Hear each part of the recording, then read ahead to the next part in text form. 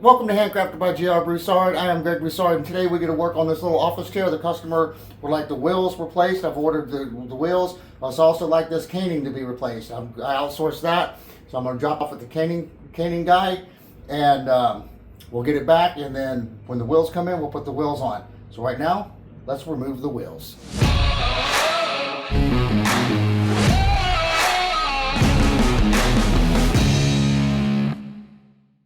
Just got the chair back from the caning guy, and he did a really good job on this. And now we're going to go ahead and install the wheels.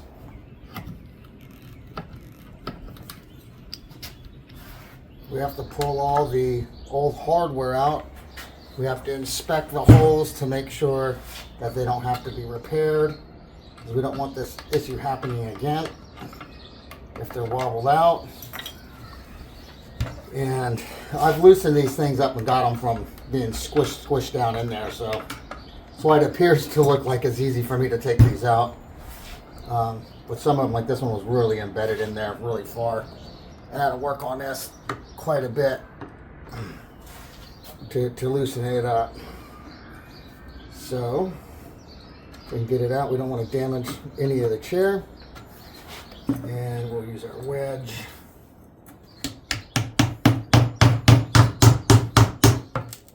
There we go. Woo! Alright, let's look at these holes. This is the new hardware. It flops around too much in that hole.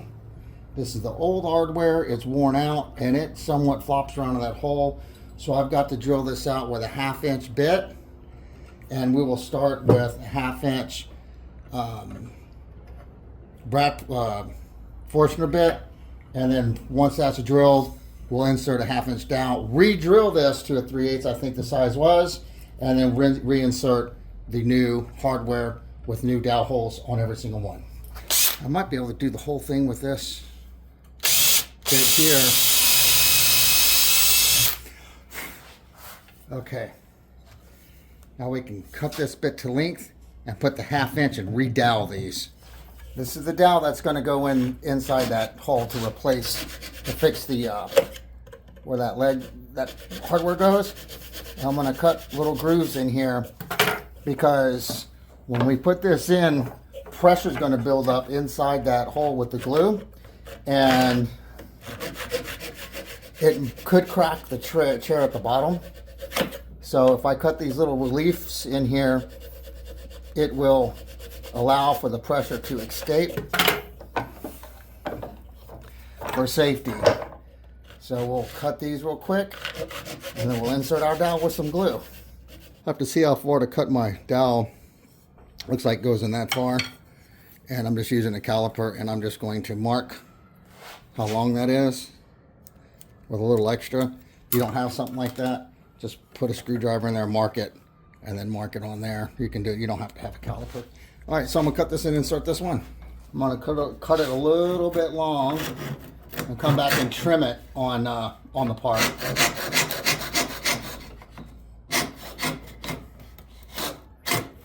Try not to lose my piece like that. Okay. This is Titebond number 2. It'll dry pretty quick. See, now I've got glue in there. If I didn't have these ridges, that's a possibility. I'm not saying it will happen. There's a possibility you could split something if you don't have, relief of that pressure when you put this in there. So I'm going to put this one in. There we go.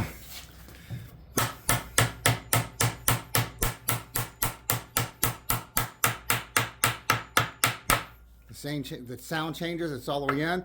I'm gonna let that sit. I'm gonna do all the rest of them, just a rinse and repeat type of situation here, and then we'll cut those off and drill them out. I have all the wobbly holes fixed with 1/2-inch dowels. I'm gonna come in and I'm going to cut the excess off by sticking out. I don't want to bugger the chair. And then I'll come in with my plane and make sure that that's flat. Now I'm going to find the center, and I can just eyeball this like pretty close. It doesn't have to be exactly perfect. But I mean, I can eyeball that. I mean, pretty dang close in the middle because it's such a small dowel. And we'll mark where we're going to drill. That's actually pretty good. And we're going to do this on all the ones, all the areas where the legs go, or the feet, or the rollers. What I've done is I've clamped my centering jig on for my dowels, and it's centered exactly where I marked that hole, and I got the depth. I'm going to drill down with this blue tape, and then it's the perfect size for our new hardware.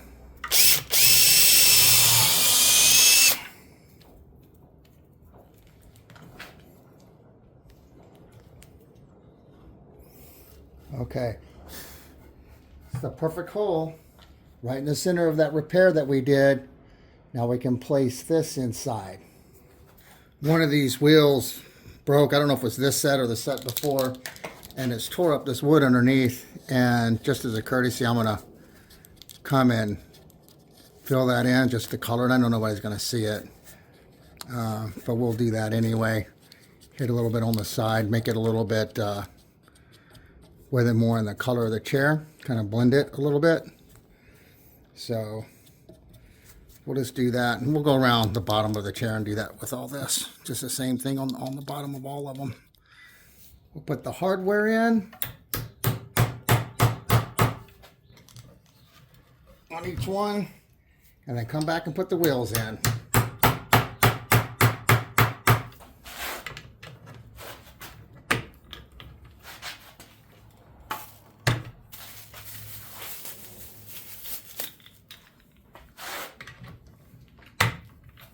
Just as a courtesy, as always, I'll come in with a pen, and I'll just get these spots that are, trying to get it so you can see, get these spots with a marker and just kind of clean them up a little bit and just blend them in with my paper towel so they're not so obvious. I'll have to go over this one a couple times to make it dark, but I'm going to go over the whole chair.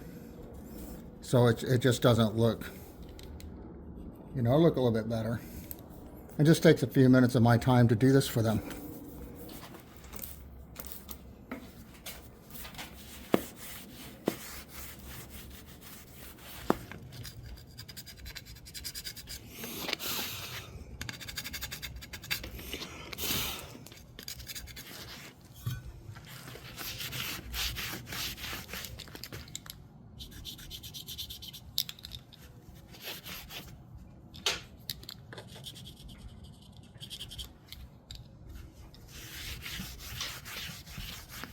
Wheels came out really nice. I had to drill one of the inserts out, and I didn't have my camera on for that, so you guys missed that. But the wheels are in there, they're staying in there. Caning guys did a really wonderful job on fixing this part here, and now it's ready for the customer to pick up. The chair came out really awesome. We didn't have to strip it. We weren't tasked to do that. We just had to fix the wheels, had to turn it into the cane guy. He did that, and looks really great. I don't know if this is the right bit. Overall, I think the